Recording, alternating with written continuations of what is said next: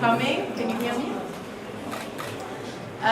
The books displayed today represent the research that was done at the EUB during one academic year, published in 2015-2016.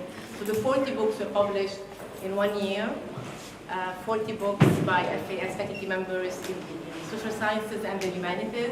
Unfortunately, we cannot sort of do such a display for the sciences because they publish articles. We will have to find a way to also honor their output.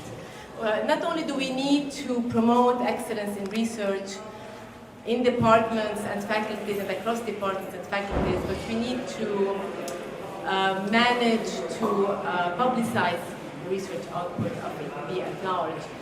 If you have a song, if you won't come and sing. I want to take the opportunity to thank Dr. Bana Bashour in this connection. I know that she's not here today because she has a class, and Joanna here from Geology, for organizing the research seminar, which also is a major way in which the Faculty of Arts and Sciences is also publicizing its research and giving a forum for the faculty members to discuss their ongoing research. In a cocktail, people exchange business cards. In a book day, this is the book day, I invite you to get acquainted with the business cards of our faculty members, their books.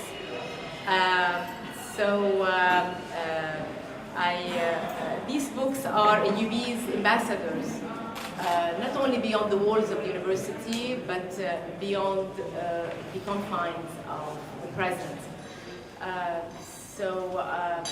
Please enjoy the cocktail and the book day.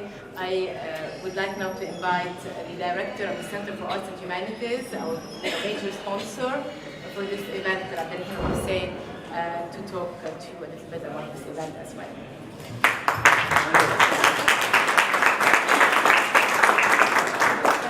Thank you, Dean Sheikh.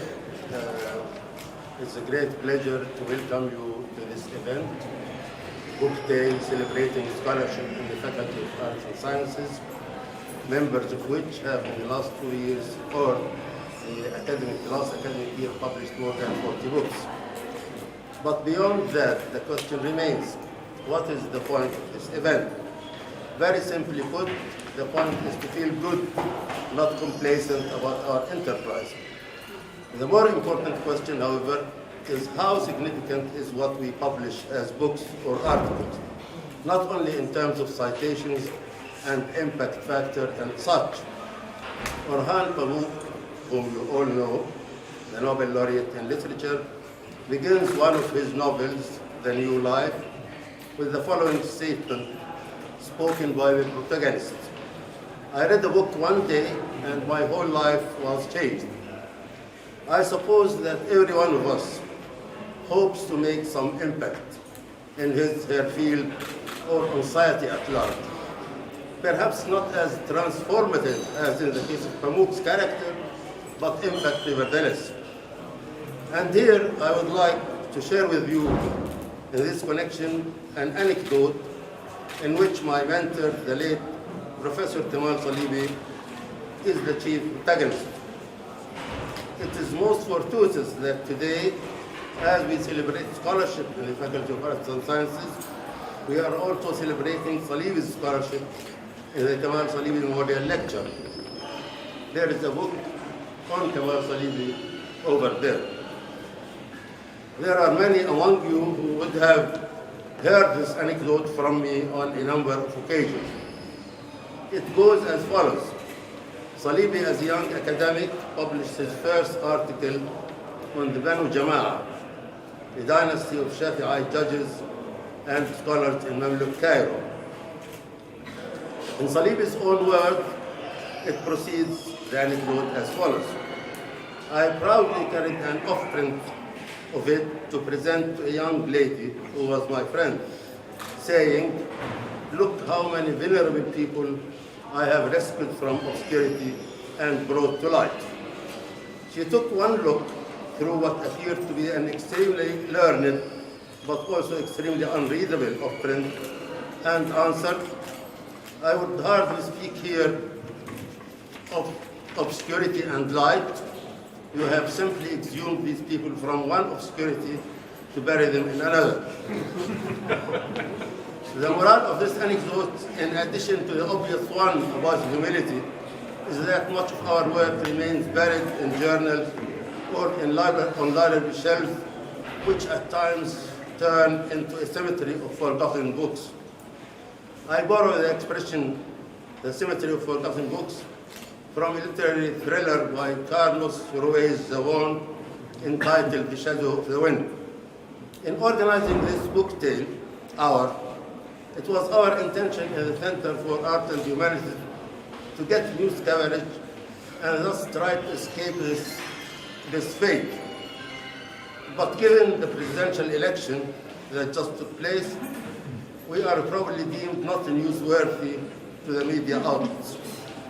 But the point we hope to make, regardless of the coverage we may or may not receive, is to present our scholarly achievements to our community. If this is achieved to any measure, I am confident our books will not be relegated to the cemetery of forgotten books. Before you continue to enjoy the bibliographic cocktails, I would like to thank the faculty members for their cooperation in realizing this event. And of course, the three individuals without whom this happy gathering would not be possible.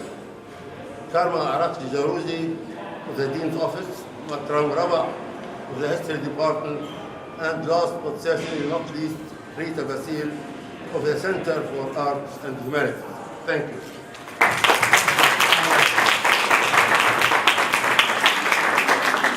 Enjoy the cocktail.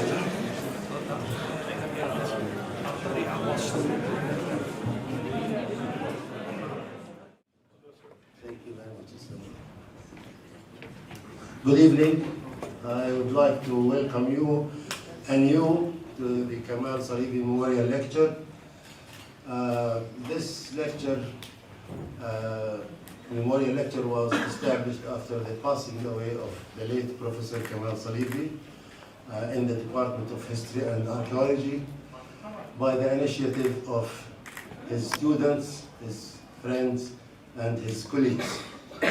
I'm happy that we have today with us as our lecturer, Professor Hasan Kayali of the University of California in San Diego. Professor Kayali earned his PhD from Harvard University in Middle Eastern Studies in 1980. 86. It doesn't appear here. Oh, yeah. Anyway, Professor Kayali held professorial positions in the University of Chicago, at MIT, and more important than the position he held are the books he has written and edited or co-edited. Perhaps many of you know his most important book, Arabs and Young Turks, Ottomanism, Arabism, and Islamism in the Ottoman Empire, 1908-1918. This book has actually been translated into Turkish and into Arabic, and it received a great reception in both contexts in the Arab, and this is very difficult for a book to achieve, in fact. But he has also edited or co-edited a number of other books. I'm not going to go through all of them. You can look him up online and you'll find all his articles and edited or authored books. Dr. Kayali, I welcome you to AUB and to Beirut, and we are honored to have you as the Kamal Salibi Memorial Lecturer this year. Thank you. Thank you very much.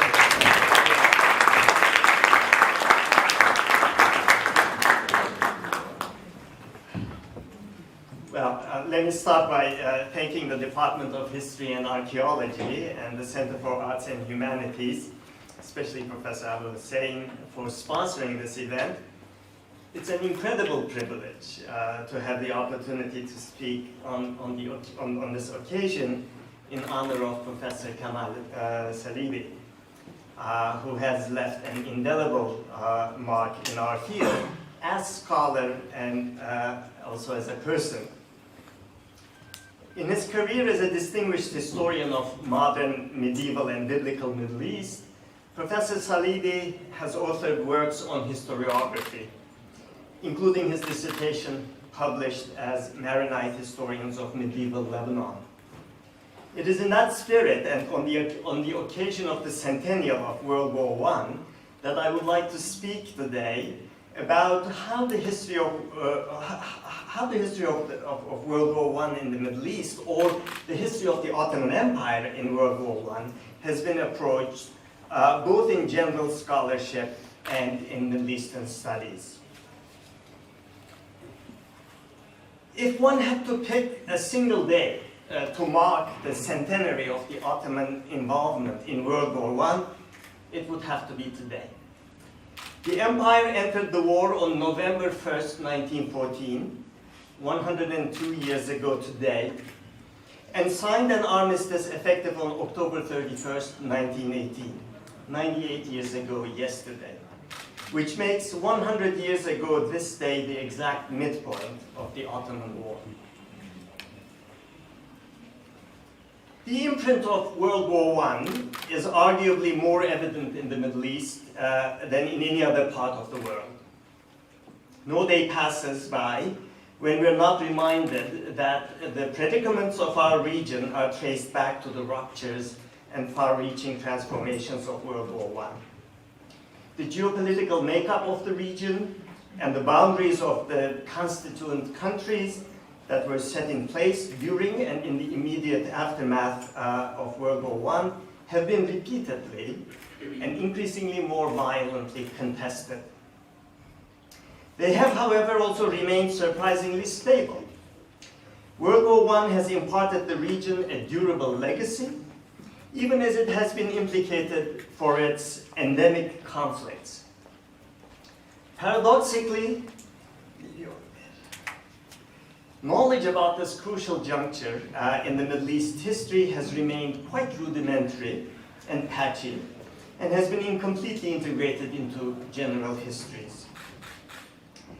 Centenaries are momentous events, or centenaries of momentous events are opportunities for taking stock of the state of knowledge about those very events, as I would like to do today with respect to World War I. Major anniversaries are also occasions to bring new perspectives from the distance of the anniversary, as demonstrated in this case by a spate of publications that have appeared with the advent of the centenary. The inherently revisionist propensity of scholarly production on occasions of significant anniversaries may fall at cross purposes with the propagandistic rhetoric or convenient and willful forgetting typical of official histories and civic commemorations. These tensions become especially palpable in the case of heatedly contested subjects. Let me start with an overview of the Ottoman War in the broader scholarship.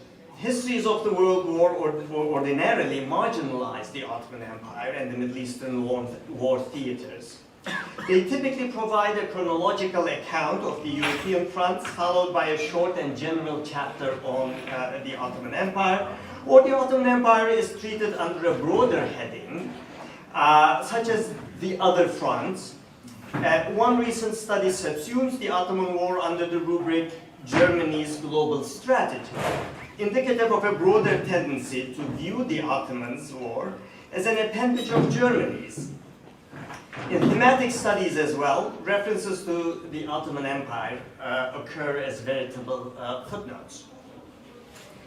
There's no doubt that the Ottoman Empire was weaker than the war's major belligerents in terms of industrialization, infrastructure, especially in terms of the development of its communications, weaponry and equipment, and other resources, including manpower.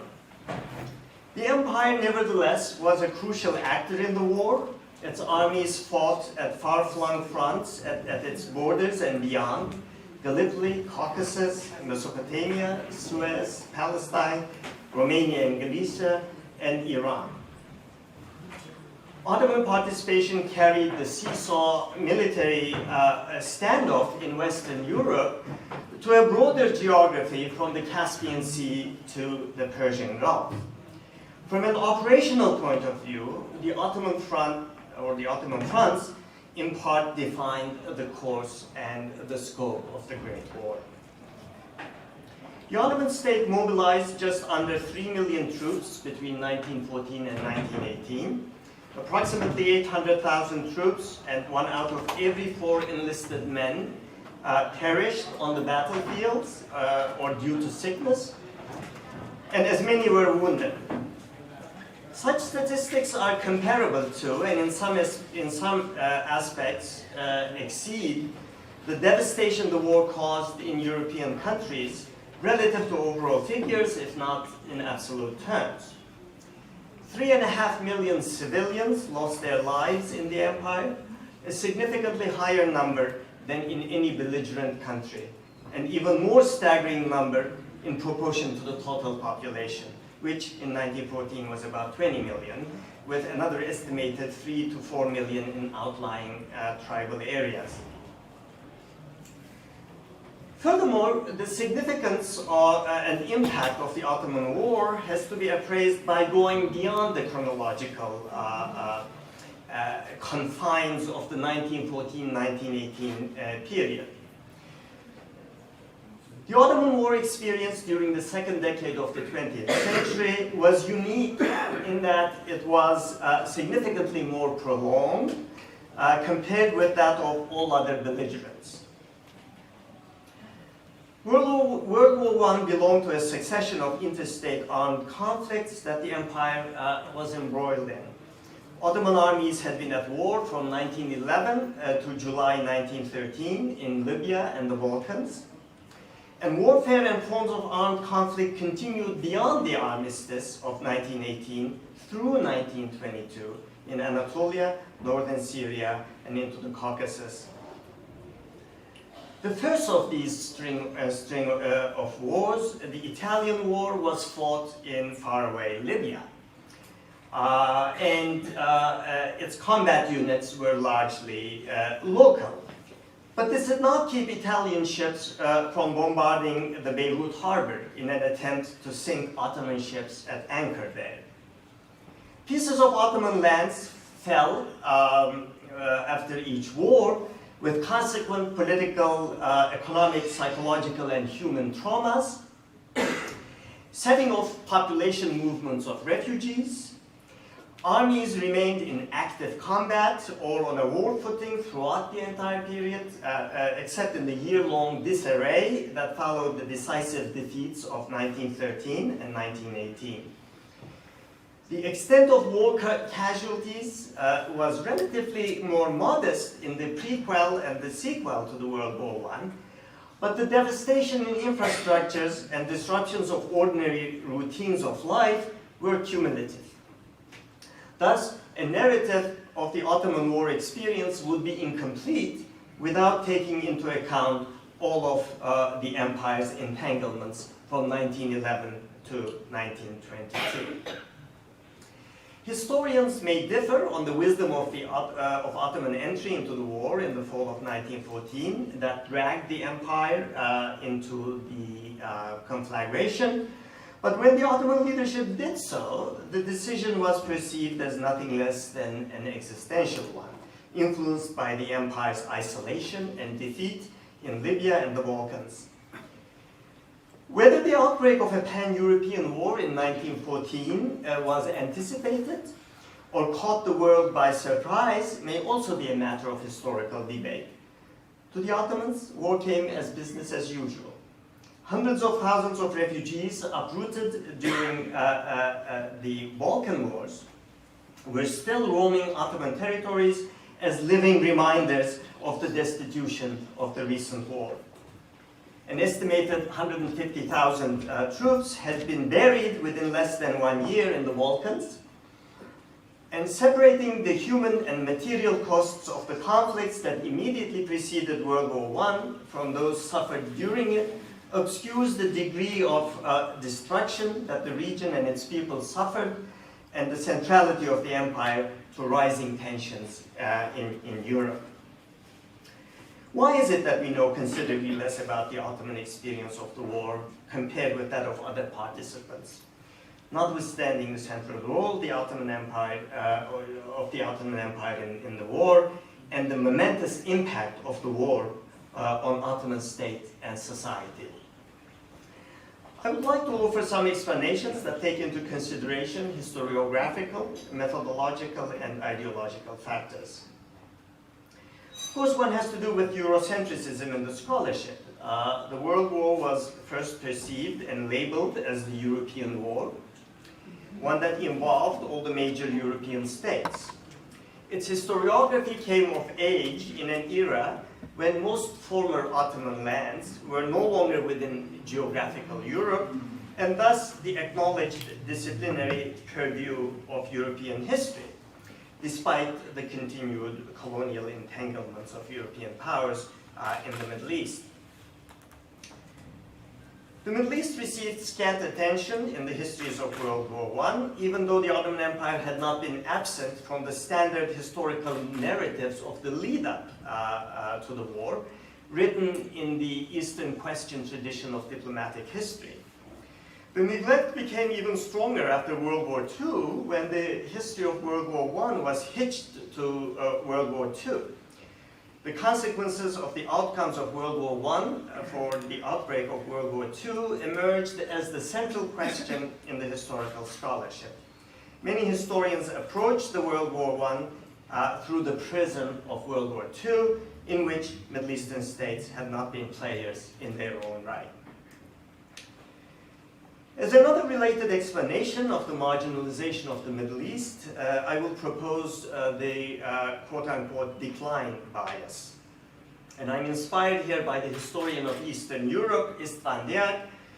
In his examination of the historiography of Austria-Hungary and the Great War, Deák identifies the shortcomings of the general scholarship on the Habsburg domains in an analysis that is applicable to the Ottoman Empire as well. He demonstrates that the final years of Austria-Hungary have remained outside the mainstream of the historiography because of an assumption or misplaced retrospective certainty about decline associated with the Habsburg state's monarchical regime, its social structure, its economic viability, namely the assumption that Austria-Hungary was doomed to dissolution. Western Europe-centric scholarship's neglect of Austria-Hungary or Austria-Hungary's war experience becomes methodical exclusion in the case of the Ottoman Empire. The assumption that the Ottoman Empire was destined to extinction and that the war was the logical and predictable culmination of long-standing and steady decline trivializes the Ottomans' war experience. And there's an element of irony in this as well, because the Ottoman regime proved to be more resilient than those of the other defeated powers at the end of the war. Ottoman expiry as a foregone conclusion grew in the imaginary of historians after the fact, as the event that relegated the Ottoman Empire into the dustbin of history. The war itself could not have commanded any scholarly interest. In the 1950s, the Eastern Question paradigm was replaced by the similarly Eurocentric modernization paradigm, after the Middle East emerged as a field of scholarly study dictated by the requisites of the Cold War. In this schema, the model of Western modernity, emulated by indigenous Middle Eastern elites, moderated the inexorable decline, but ultimately reforms failed to supplant the decaying Ottoman institutions and autocratic political culture. Emblematic of this outlook is Bernard Lewis's treatment of the Ottoman Empire in the long 19th century in his classical work, Emergence of Modern Turkey, an erudite account of the state-led project of restructuring and westernizing of Ottoman institutions. Emergence devotes only 3 paragraphs to the World War I era in the chronological narrative. So while Lewis sees westernizing reforms as constituting the backdrop to Mustafa Kemal's revolution in the 1920s and the 1930s, the narrative of both the transition from empire to nation state and of the fulfillment of a modernity modeled after Europe in the new Turkey elide World War I. As Diak comments for Austria-Hungary, since, and I'm quoting, the real story is decline, there is no need to study the war, which is the abstract of a long, drawn-out decline. Before I turn to the indigenous historiography of the war in the Middle East, namely how the history of the war was written in the Middle East, I would like to touch on some entrenched tendencies in World War I studies regarding the Ottoman Empire. The first is to view the Ottoman state as a German proxy, thus obscuring both Ottoman agency and the war's impact on the Ottoman Empire in its own right. For example, the time-honored Ottoman practice of declaring a jihad has come to be viewed as a German stratagem, with the invocation of the catchphrase coined by the Dutch scholar Hergonje, holy war made in Germany. Germany did recognize the utility of mobilization around the holy war to undermine British and French rule in the Muslim-populated colonies, and after the outbreak of the war, as a potent strategy that would cause detriment to the Entente war effort. German agents like Kurt Prüfer and Max Oppenheim had been active in Egypt, probing the chances of such a strategy well before the war. Yet the symbolic pronouncement of jihad, as Mustafa Aksakal has demonstrated, was well ingrained in Ottoman tradition of warfare. German investment in this idea was in fact a liability, because Ottoman alliance with Christian powers took the wind out of the sails of holy war. The construct holy war made in Germany is indicative of another tendency in scholarship, namely placing the accounts of the war at the service of propaganda. The notion that the Ottomans were hapless peons in Germany's sinister war designs suited the Triple Entente's propaganda effort that aimed to aggrandize the German menace and denounce German perfidy. Also, other aspects of the Ottoman War that entailed propaganda value were inscribed into the annals of the war. The Arab revolt mystique, weaved by Wood Lawrence and his admirers into the history of the war and into popular culture, is one example, even as Lawrence himself described this theater of the war as, quote, the sideshow of a sideshow, unquote.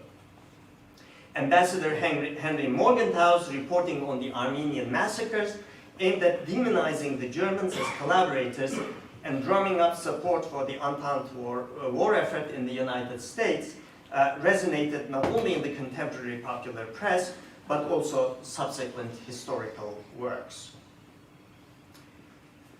Thirdly, as broader Western narratives of World War I tend to discount the Ottomans as a factor in the war, they highlight isolated aspects of the Ottoman War, and foremost the Gallipoli campaigns.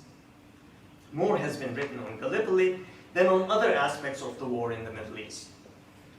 In Gallipoli in 1915, at the mouth of the Strait of Dardanelles, Ottoman forces aborted the Allied naval and land attacks aimed at penetrating the Sea of Marmara in order to reach Istanbul.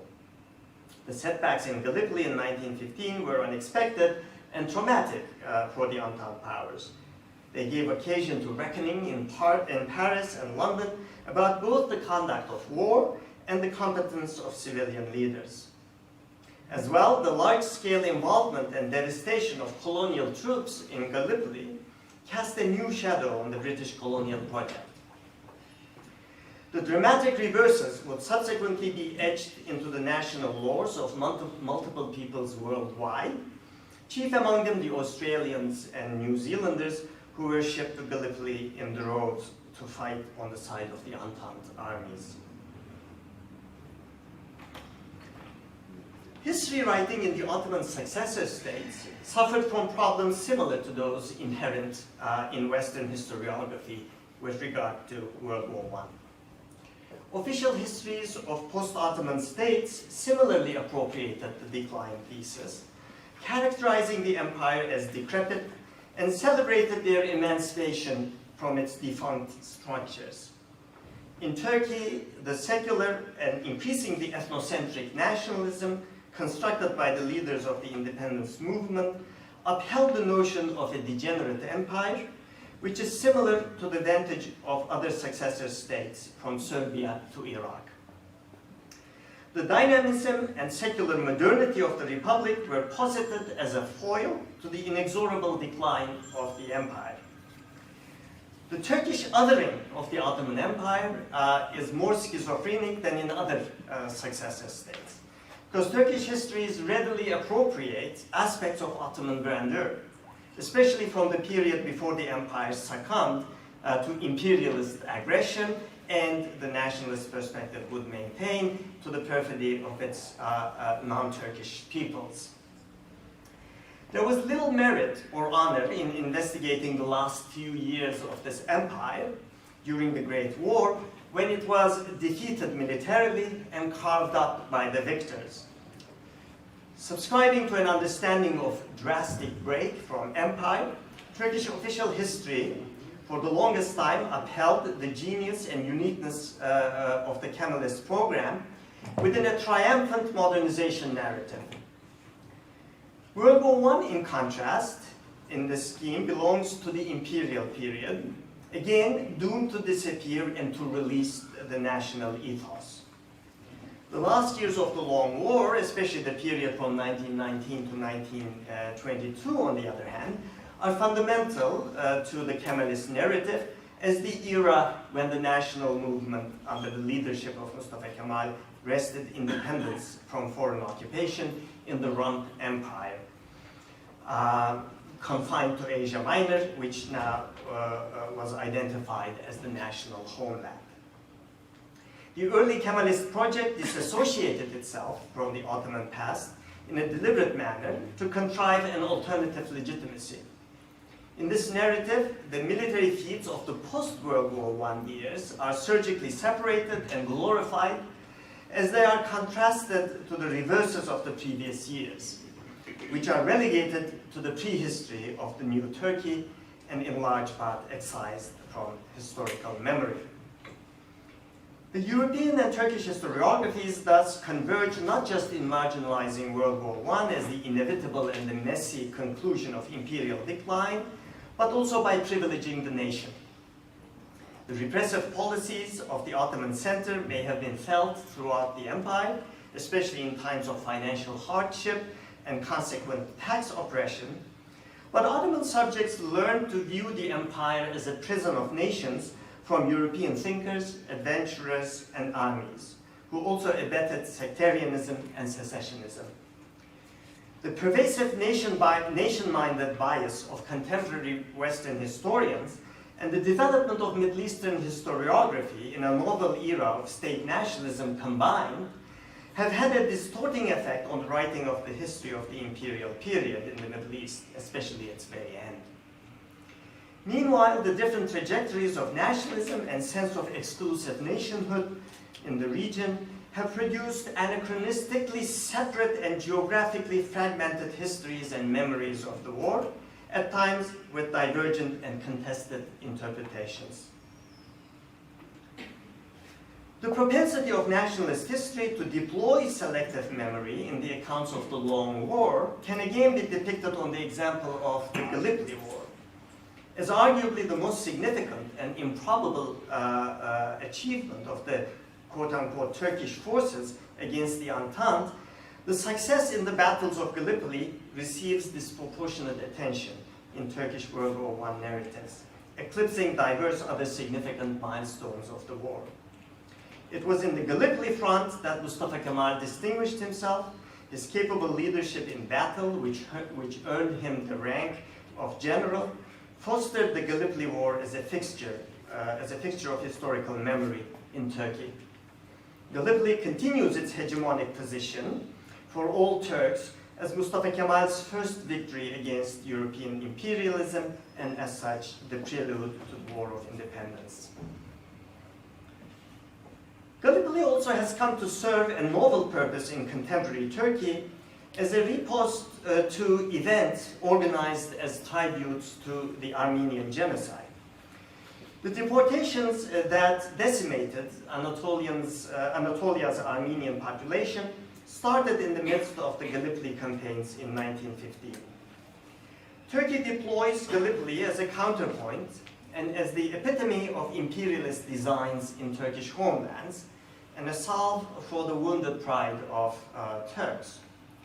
It projects the Armenian allegations as injustice forged by enemies determined to destroy Turkey, again, Turkey then and now.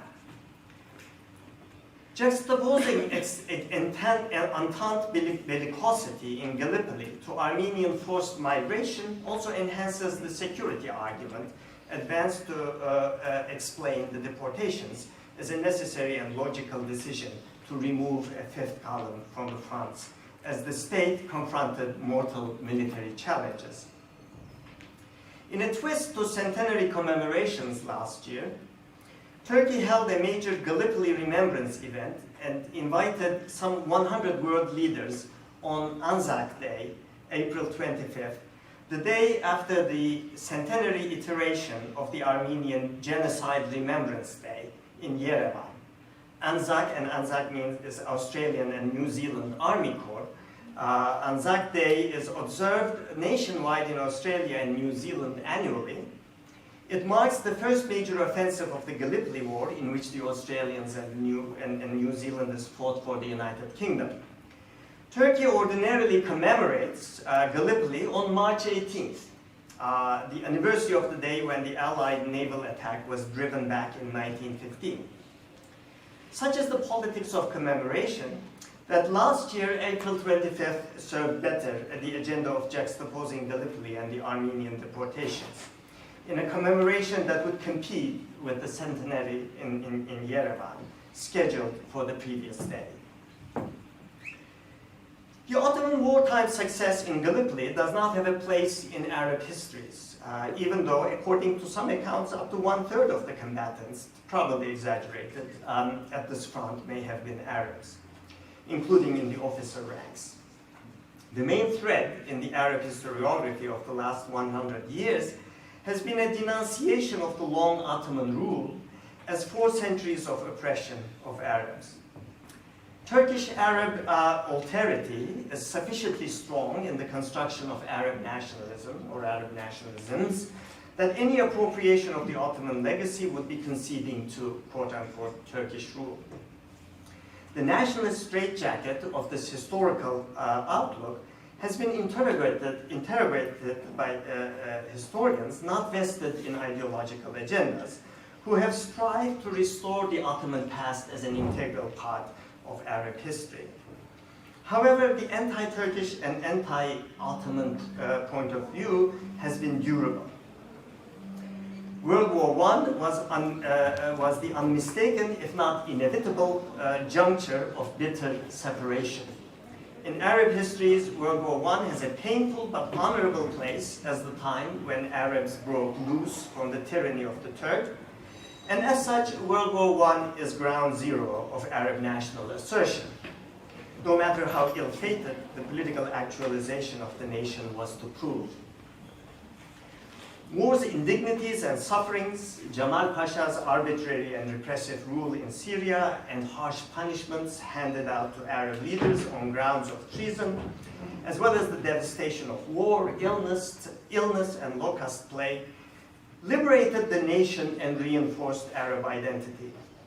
The strong ambivalences about separating from the Ottoman Caliphate and continued loyalty to the Sultan, and even the cooperation of Anatolians and Syrians against European occupation of the Rump Empire in the immediate aftermath of World War I are muted in both Turkish and Arab histories.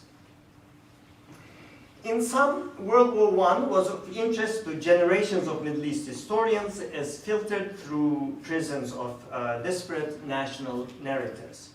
And therefore, its study remains selective and detached from the broader context of the war.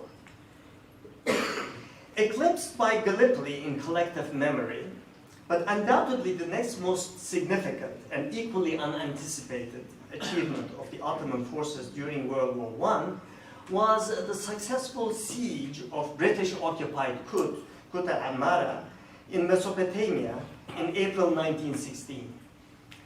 In their advance northward from Basra, the British forces were stalled when they failed to take Salmanpak to the south of Baghdad and fell back to Al-Qud, where they were besieged by the Ottoman army. The attempt to break the siege in April 1916 resulted in British defeat, the temporary halt and pushback of the British advance, and the surrender of commanding General Townsend and his some 10,000 units as prisoners of war.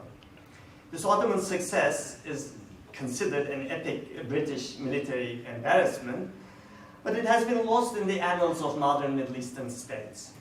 Kut would be included in 1920 in the new state of Iraq.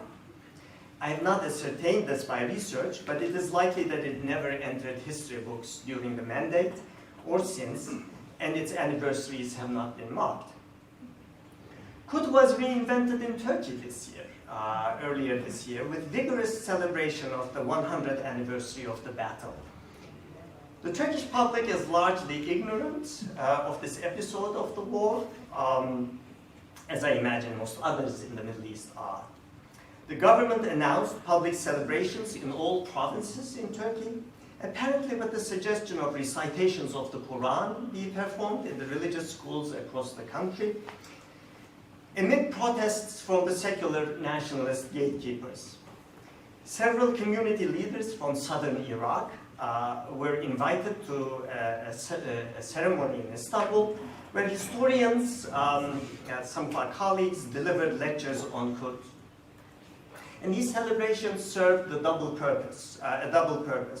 One was to break the monopoly of Gallipoli on war remembrance and its aura wrapped up in the person of Mustafa Kemal, and also project Turkish interest in the patrimony of the broader region. As ideological outlooks have shaped the historical memory of World War I, practical problems associated with studying Middle East's war have been responsible for the neglect of the overall war experience in the region. Indeed, the compilation and declassification of Ottoman documents and access to them have been intertwined with the very ideological and political considerations. Access to Ottoman document collections has been most problematic for especially for the most recent era of the empire, that is the World War I years. This has several explanations. First, the breakdown of standard governmental procedures during the war under emergency law and the concern for secrecy resulted in haphazard production of documents and also in a failure to deposit them in the proper repositories.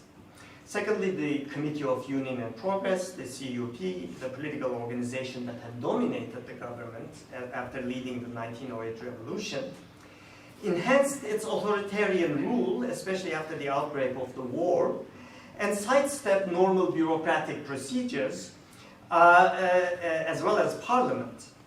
Important decisions of the war years were deliberated upon in the councils of the CUP, and the papers of the party were kept by some of its leaders and are believed to have been lost or destroyed. And thirdly, existing collections of documents remained classified until the 1990s because they were deemed sensitive. The relatively recent opportunity for research provided to professional historians in the Ottoman archives is in part responsible for the proliferation of works pertaining to World War I in the 2000s. Now, I will not elaborate on how the war impacted on the availability and utility of such other conventional primary sources as consular correspondence and the press, but say something about the material that is referred to as ego documents, namely memoirs and diaries. Many Ottoman statesmen, officers, notables, and public figures of the war years, especially those who later rose to prominence in the successive states, have published memoirs, which come with memoirs' customary hazards. Namely, they tend to say more about the time when they were written than the discredited past. Exoneration, or the quest to establish credentials for ideological stances or political roles that acquire expediency in the present, become the compelling motive in these accounts. The memoirs of Cemal Pasha, a top leader of the CUP and wartime commander and governor in Syria, are emblematic of this disposition. Cemal's memoirs, published in 1919, 3 years before he was assassinated, address only the war years in his long career as a state servant. They are unique in that they were published in Turkish, English, German, and Arabic almost simultaneously, and as such have provided a rare source for international historians for an Ottoman perspective on the war from the pen of an influential leader. Having earned the epithet butcher owing to his oppressive policies in Syria, Cemal vindicates his actions and reinterprets some of his decisions in hindsight. For instance, he explains the two failed campaigns he led to the Suez Canal in 1915 and 1916 with the declared aim of recovering Egypt for the empire as a measure to tie up British forces away from the main theaters of the war. This interpretation has reinforced the mistaken notion that the Ottomans were little more than fodder in the German war effort against the Entente, lacking their own war aims. The goal to recover Egypt with German help and accompanied by an anticipated revolt of Egyptians against the British in the name of jihad was perceived as a realistic proposition in 1915, as also articulated by Cemal Pasha himself in 1914.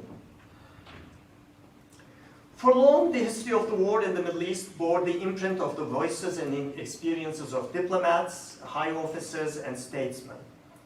The growing interest in the home front and the war's lesser participants has in recent years uncovered a host of diaries of less influential officers, soldiers, wives, and other figures hitherto deemed marginal to the war's history. Soldiers' diaries are rare for reasons that have to do with the literacy levels of Ottoman enlisted men and the lesser odds of such documents' survival during service or over time. While many such texts are fragmentary and insufficiently and uncritically edited, they have offered uncommon insights into the war's impact on individual and communal lives. Some in translation to European languages, these accounts have been duly noted and integrated into the most recent histories of the war.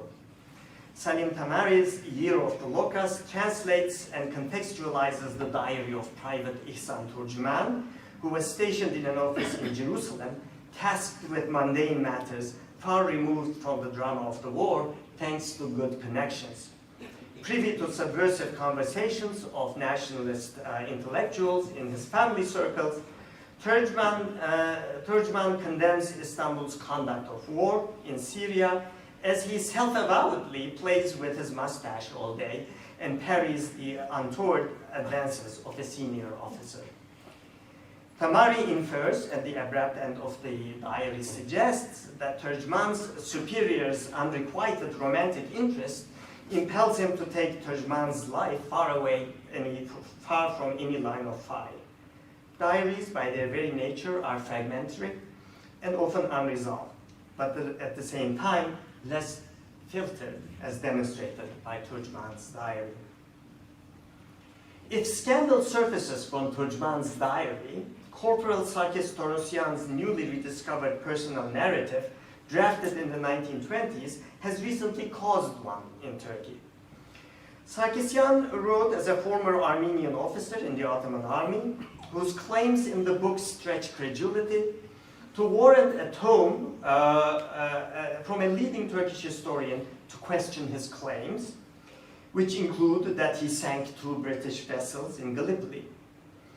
In possession of a commendation from the Minister of War, Enver Pasha, for his valor in Gallipoli, Sarkisyan went to eastern Anatolia after Gallipoli to check upon his family, to find that they have been deported and that his parents perished in the deserts of Syria. Dejected by his discovery and overcome by feelings of retribution, he alleges to have joined the armies of the Arab revolt advancing into Syria. The failure thus found to confirm his identity against official records guarded in the military archives may be indicative of the pitfalls of autobiographical accounts and or the problems of researching the war in archives. The renewed attention to and the recovery of the diaries is especially important because Ottomanists are largely bereft of such sources as soldiers' letters that have received increasingly more attention from historians. Compared with their European counterparts, Ottoman soldiers were handicapped not only by illiteracy, but also the absence of an effective mail service to the far-flung fronts at which the Ottoman armies fought. It can also be surmised that some of the epistolary correspondence was lost before it could be collected in private or public collections. I have argued so far that Eurocentrism and historical vantages colored by decline and modernization paradigms explain the marginalization of the Ottoman Empire in the histories of World War I. In the Middle East, compartmentalized and selective national histories and the tendency to assert nationhood by distancing the nation from the empire have equally militated against sober investigations of the war years. Practical and methodological problems pertaining to the absence or inaccessibility of primary sources have compounded the problem. In recent decades, some of these strictures have been relaxed or superseded to render the studying of the Middle East experience in World War I both more congenial and intellectually compelling. The growing emphasis on global and transnational history in our field promises to incorporate the Ottoman Empire into general histories, though this is yet to take place. In the Middle East scholarship, the advent of the centenary of the war has seen much scholarly activity and output. I can talk about the correctives and insights the recent work has brought to the study of World War I only in the most general terms here. In Ottoman historiography, two related debates have been in the forefront in recent decades. One has revolved around the decline thesis, and the other about rupture versus continuity from empire to nation states. In the empire, history writing was the craft of court historians who, from a period as early as the 17th century, viewed the slowdown of conquest and the gradual devolution of power from the center to the provinces as symptoms of decline. European observers, in their turn, wrote the late history of the Ottoman Empire from a vantage of military, economic, and often moral superiority. The dominant prism through which modern historians refracted developments in the Ottoman Empire was therefore one of unilinear decline. This notion has been put to rest by a new generation of historians who have held that decentralization is not synonymous with decline and explored economic vitality in the provinces and the incorporation of local elites into governance as manifestations of an early modernity, thus challenging the notion of inevitable and steady decline, especially in the 17th and 18th centuries. Meanwhile, the historians of the modern Middle East have addressed the certainty of the break from the steadily decaying empire to nation states, instead focusing on continuities. The interrogation of decline and rupture paradigms compels a thorough investigation of the war years as a formative link from empire to nation states, and thus situates the war as a crucial field of study.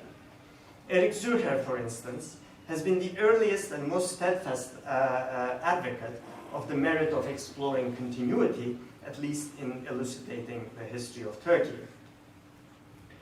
Further, the adoption of the long war perspective in the new studies is a significant intervention in highlighting continuities, but also contextualizing the Ottoman World War I experience. In recent years, for the first time, comprehensive monographic surveys of the Ottoman War have appeared for the first time. Sean McMeekan's 2015 The Ottoman Endgame is a refinement of David Fromkin's much acclaimed 1990 diplomatic history, A Peace to End All Peace, in that it places Ottoman dynamics at the center of the analysis, which is still closely anchored in international relations. McMeekan, Eugene Rogan in his 2015 The Fall of the Ottomans, and Ryan Gingeras in his similar sounding Fall of the Sultanate, published this year, investigate World War I in broader chronological context, even though Rogan's survey stops in 1918. Both Rogan and Gingeras' books have the added merit of transcending the compartmentalization of late Ottoman history into Arab and Turkish parts. Turkish pasts. They offer a comprehensive history of the Ottoman Imperium during the war years, combining local perspectives with that of the central government. This is an approach that is finding increased favor in monographic studies as well, as demonstrated by Talha Çiçek's work, War and State Formation in Syria. The general trend in the newer studies is to soften the methodological barriers between traditional domains of historical inquiry, such as military or diplomatic history, while exploring novel ones, such as the study of memory, which slowly but surely brings us within reach of a total history of the war. With regard to military history, for instance, extensive military histories of the Ottoman War, produced by the Office of the General Chief of Staff in Turkey several decades ago, which are thorough in operational details, such as troop movements, but completely divorced from the socio-political context of the war, are being superseded. Recent military histories, and in particular the work of Edward Erickson, distill this information and inserted in that very context, shedding light on logistical and institutional challenges. In diplomatic history, Mustafa Aksakal put his lens on the much disputed Ottoman decision to enter the war, and to do so on the side of Germany, has analyzed it against the intellectual climate of the post-Balkan War period, and argued against the notion that the Ottomans were somehow dragged into war willy-nilly. Younger scholars have focused on the experience of the soldier, including Yücel Yanıkdağ, who has published in 2013 his Healing the Nation, which investigates malingering, shell shock, and Ottoman prisoners of war in Russia and Egypt. Mehmet Beşikçi has studied the Ottoman mobilization of manpower in a book of the same name published in 2012, which examines both voluntarism and desertion in the sociocultural context. Several of the cited works have collectively contributed towards a social history of the war, both that of soldiering and of the home front. Leyla Fawaz's more deliberate social history of Seferberlik in Lebanon and Syria is a nuanced and erudite account of a societal breakdown against the background of a broader Ottoman war effort. It is based largely on a sensitive, critical, and broad reading of published and private memoirs, diaries, private family papers, and other first-hand accounts. There are recent dissertations and works in progress that promise to shed further light on the social history of the war and the agency of Middle Easterners in shaping their own history. No aspect of Middle East history during World War I has received in recent years more attention than the Armenian question. This is in stark contrast to the marginal treatment of the Armenians in general and the massacres in particular within Ottoman historiography. Until examined within the genocide template as a byproduct of a disintegrating international order, the fate of the Armenians had remained marginal to the historical scholarship. The circumstances of the deportation, death, and killing of the Armenians from Asia Minor have never ceased to be controversial and polarizing, and produced rival industries of scholarship contesting the circumstances of the violence. As the centenary of World War I stokes the fires of this industry, sober work conducted by a group of scholars from different disciplines and diverse personal and linguistic backgrounds who entered into collaboration in the exploration of the Armenian experience in the Ottoman Empire in general and during World War I in particular, is now producing important works. Constituted as the Workshop on Armenian-Turkish Studies, or WATS, this group of scholars, led primarily by the University of Michigan scholars Müge Göçek, Gerard Libardian, and Ram Suni, organized a series of conferences which facilitated the debate of diverse viewpoints and resulted in a volume of collected essays in 2011 titled A Question of Genocide. General histories of World War I approached the war as an earthquake, the epicenter of which was on the Western Front along Belgium, northeastern France, and Western Germany. The ripples of the quake received progressively less attention as they moved farther away. One author has written that, quote, the history of First World War has quite literally got stuck in the mud and trenches of the Western Front, unquote. For the victors of the war, Britain, France, and the United States, who predominated the writing of the war's history, the epicenter was of critical interest. Unlike in the seismic earthquake, the war had devastating human consequences in the perimeter, which it also reshaped drastically from a geopolitical point of view. Geopolitical breakup nourished fragmented indigenous histories of the war in the Middle East. Ultimately, the war spelled defeat, subjugation, and other discomfitures for the peoples of the Middle East and the governments of the new states, engendering silences about it. The certainties of decline and the perceived futility of studying the ultimate denouement of decline, on the one hand, and the ever-present selective and constructive memories in successive states on the other, have militated against systematic study of the Ottoman war experience, both in the general and Middle Eastern scholarship. The new scholarship on the war is seeking to restore the long war to its rightful and pivotal place in the history of the region. In doing so, it is not only leaving behind the torpor of the decline mindset, but also positing the modernity that World War I represented. Mobilization for the war effort enhanced state-society relations in significant ways. The war brought traditional family roles upside down and drove women into agricultural, industrial service, and even sex work. It sharpened both disaffection from and fealty to the state, and thus nourished new forms of collective consciousness. It compelled a thorough reorganization of the military, including a modern conscription system, and efforts at state legitimation, including modern propaganda, and such infrastructural works as urban renewal and new educational initiatives. The circumstances of war enhanced the mobility of soldiers, refugees, and exiles. The war put in place the fundamentals of an indigenous economy, as profiteering created the beginnings of a capitalist bourgeoisie. In short, the legacy of World War I is not merely on the region's map, but it is also its social, political, and cultural life. A better understanding of World War I in the Middle East 100 years later will shed light on the region's contemporary history and the global impact of the Great War. Thank you.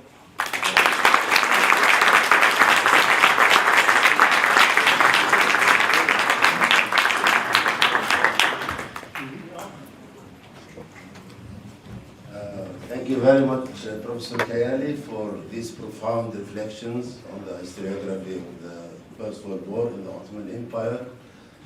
And I suppose you will entertain some questions. I will try.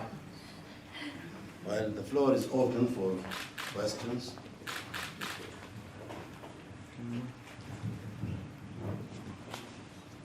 There is Tariq.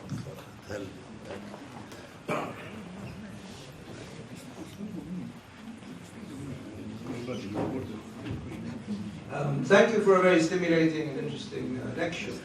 I'm struck by your conclusion as to the modernizing impact of the war Does this have a kind of spatial bias towards Anatolia?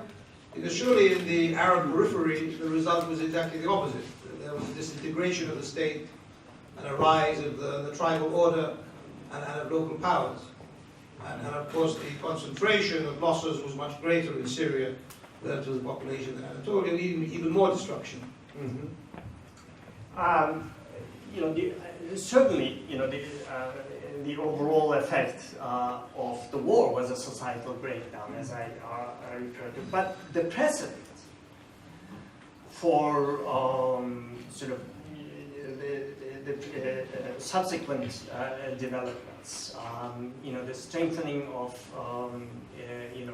through propaganda, through mobilization, intensification of the interactions of the people, just merely through wide-scale conscription, etc. Represented a certain, if we understand the development of relations between society and state as an aspect of modernity, there were precedents set. Is it only, is it true only for perhaps Turkey? That's what you suggested.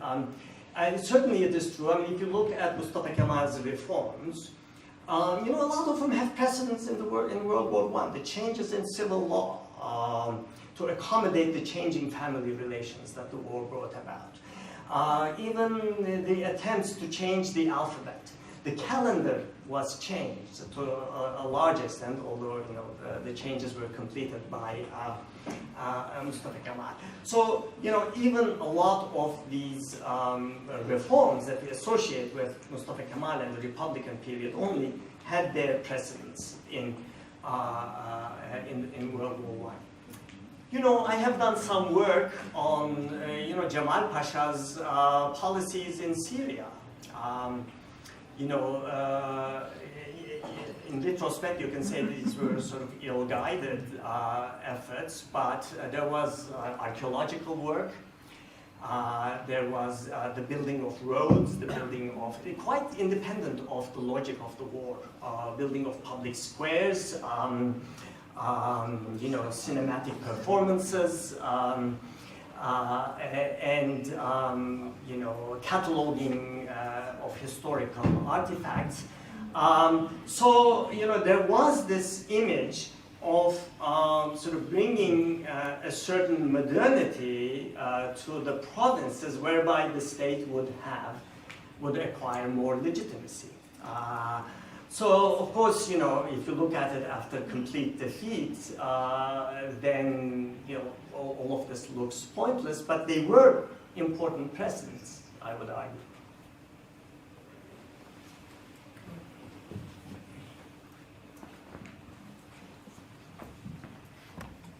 You mentioned the book of David Bromkin, Peace and for Peace. I think you mentioned the book of David Bromkin, Peace and for Peace.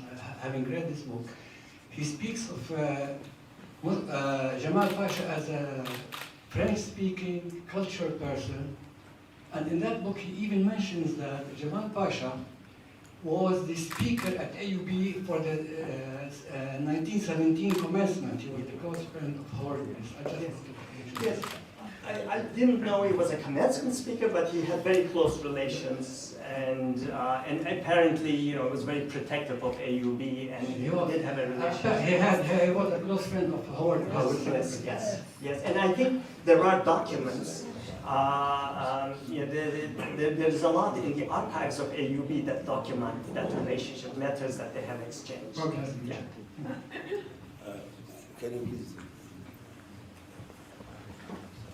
You made thank you very much for a very informative lecture. You made a reference to Russia and some of the Ottoman prisoners that were in Russia. Now, there was, if my understanding is right, a major revolutionary movement evolving right the way from 1905 to 1907, culminating in 17. Surely that must have had a huge impact within the war, post-war, and in the development of the state and the structure that you just described. Yes, it it is certainly true that this was a very unique period, 1905 to 1917, if you like, 1920s, if you want to see the Turkish Revolution as a revolution. I think the Russian Revolution and the Iranian Revolution, which preceded the constitutional revolution of 1908 in the Ottoman Empire, were very, very important for the young Turks, and they were very, very important, for the events of 1908 when the constitutional monarchy was restored and the powers of the Sultan and all the parliaments were wrested from him. So I think those who were in charge of the Ottoman administration and military were very much individuals whose minds had been cultivated by that sort of revolutionary trend in the region and beyond.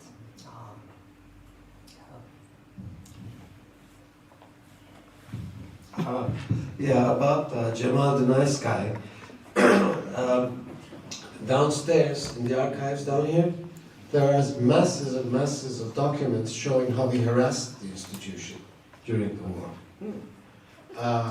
About nitpicking, the physics department had a cable sticking over the college hall. He said, "You are signaling the Allied warships, pull it down."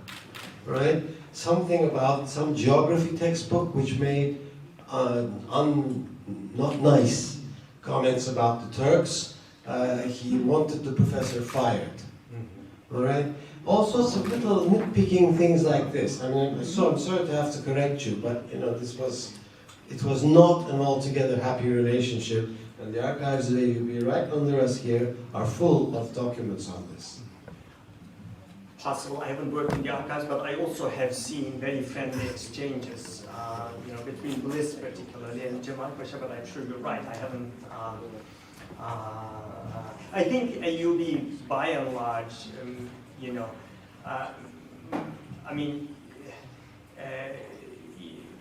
perhaps those sort of incremental little harassments precluded a sort of a more major intervention, and that seemed to have pleased Bliss from the few letters that I have seen.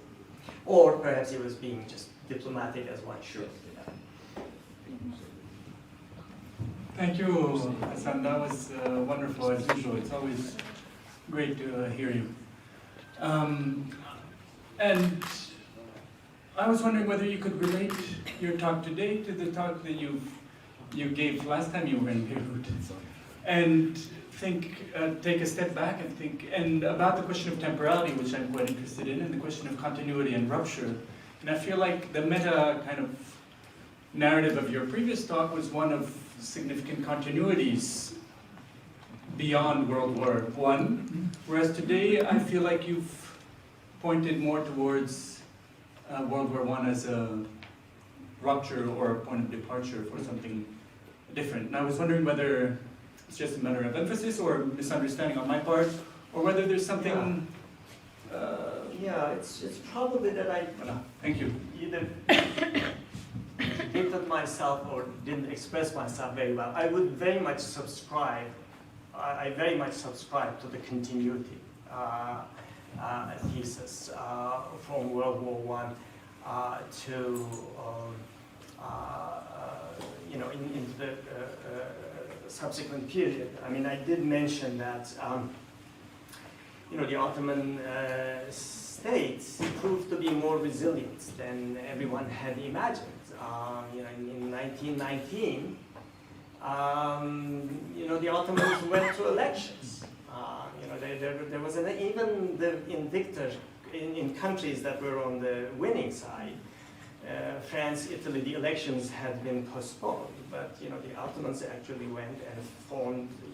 We can talk about the third constitutional period that starts in 1919. Certainly from the point of view of the people on the ground, I mean, here, we can look back as historians or, military strategists and make these little, these compartments of war. But, from the point of view of a, family in, say, southeastern Anatolia, there was a lot of continuity in their experience. They were still sending people to fight. They were still suffering the ravages of war. So there was sort of that kind of continuity on the ground. I would even argue that there was a degree of continuity in the ideological outlook. I think, saving the state, which at that time would have been, the Ottoman state, was the sort of predominant motivation of the Anatolian resistance movement, and perhaps also of the resistance groups in northern Syria. And their activities continued all the way into the early 1920s, but then they were inflected by new sort of contingencies, certain realism about chances of saving the state. But if you look at 1919, I don't think it's much different from 1913 or 1878. Okay, we've lost great chunks of the empire. We'll do our best to keep whatever is left of it. And sort of a development of an exclusive Turkish nationalism, and also exclusive Syrian or Iraqi nationalisms are really slow processes that matured only later in the 1920s.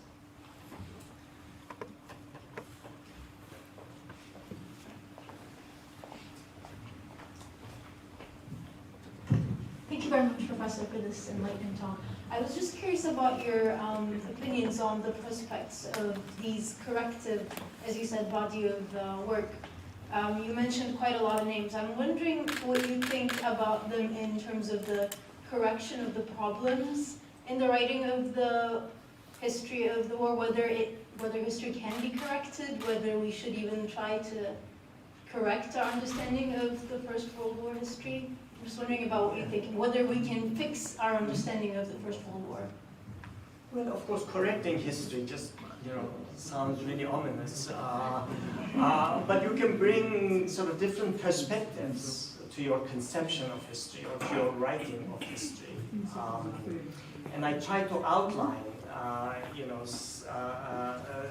some of those correctives, if you like. Like viewing the war as a longer process World War I, rather than those 4 years only. And making the sort of different branches of history talk to each other. We have a body of works. I mentioned the Eastern Question style diplomatic histories. Which are sort of written by individuals who are not familiar with Turkish or really work with Middle Eastern sources. So now, we have the archives open, and the resources are there. People are using them to, some of these names that I have mentioned, to bring new perspectives. Trying to get out of the sort of boundaries out of these sort of disciplinary boundaries, and also even with a greater premium that sort of international history, global history is receiving, making connections with other parts of the world. So I think new approaches have a revisionary potential, and I think those approaches are now being experimented with, and also, it's really remarkable that until a couple of years ago, there was really no single monographic history of the entire war. I mean, historians, there was there was a history written, it wasn't even a history, a book on World War I in 1930 by Ahmed Emin Yalman, which is a very rich book, provides a lot of statistics, etc. That book is still being quoted, especially the economic history of the war. It still needs a lot of work. I mean, no one really sort of even bothered to write a kind of attempt, a total history of the war, which takes account of the empire in its entirety, at least as it existed in 1914. But now, again, those barriers between Arabists and Ottomanists are being broken, and and the compartmentalization is becoming dismantled. So I think all of those ultimately will lead to, if not a correction, to a better understanding of the war. I just want to build on the last point. So you mentioned that when they opened the archives a few years ago, it was a break with the past. So historians had more access to resources. But what is the influence of current politics on the view? Like we know that now the end of Arab nationalism and Turkish nationalism, so more people are willing to challenge the discourse of the 20th century. So is it really due to the opening of the archives, or is it really change in the current political views that impact our view of the history? No, I wouldn't say, I wouldn't relate that to scholarly work. I think, there are sort of cultural transformations in the entire region. I think, though there are those who are disaffected with the 20th century trends. I mean, we've seen this in the Arab world as early as the 1970s, when there was a disenchantment with Arab nationalism, which perhaps even fed Islamist movements. And with some delay, this Turkey is experiencing the same. There's a quest for authenticity, which is more and more sort of found in the Ottoman past. Again, perhaps those who are labeled as sort of as Islamists are more prone to do that kind of thinking and work. So no, I mean, I think that's a much more fundamental shift that is not, that we cannot relate to sort of, new information from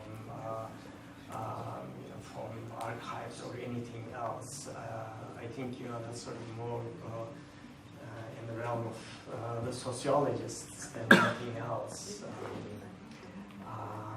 But the opening of the archives has certainly,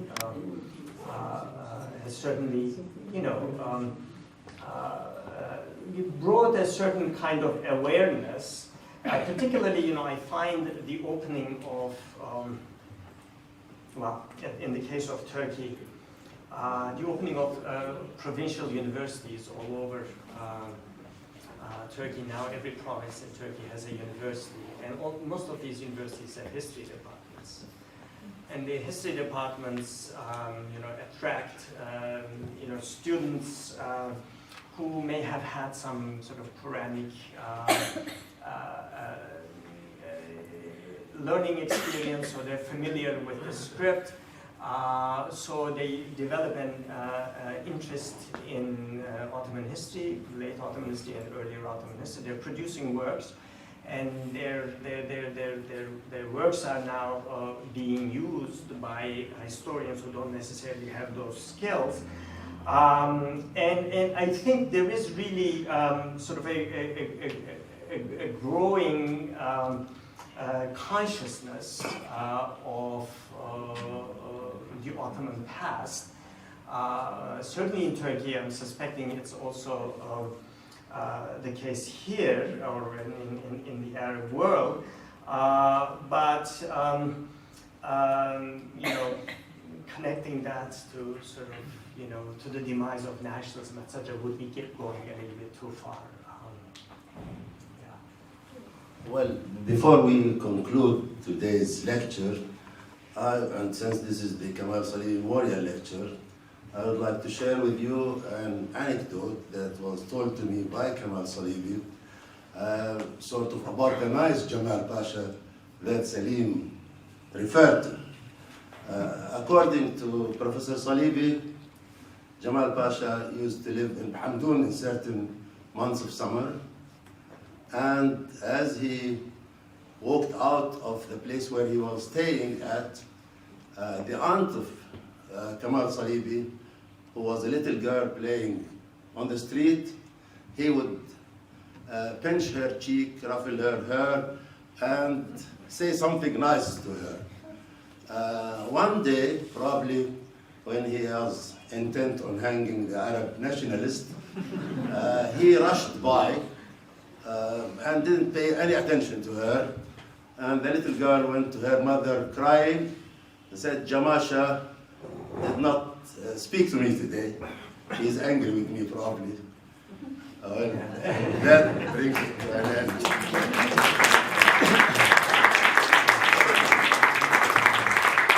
Thank you, Hasan, very much. Thank you all for coming, and until next year.